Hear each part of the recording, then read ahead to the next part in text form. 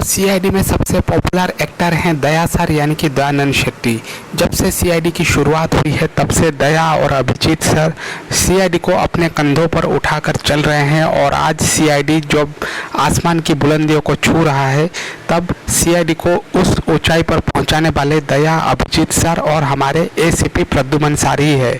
तो दोस्तों 20-21 सालों तक इतना लंबा समय तक चलना कोई भी सीरियल के लिए आसान बात नहीं है और सीआईडी को इस वजह से Guinness book of world records में भी शुमार किया जा चुका है।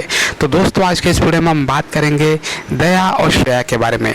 दया और श्रेया जो है एक दूसरे से कितना प्यार करते हैं ये तो आप लोग जानते ही है और इन दोनों के इसी प्यार की वजह से ये दोनों कई बार कुछ क्रिमिनल्स के शिकार भी बन जाते हैं। हालांकि सीआईडी के सीजन 1 में दया पर कई बार हमला हुआ था, लेकिन दोस्तों आने वाले वक्त में दया पर और भी घातक हमले हो सकते हैं।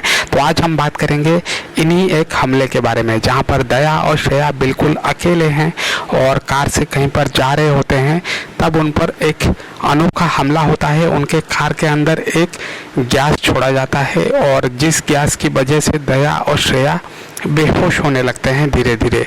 तो दोस्तों कौन है इसके पीछे?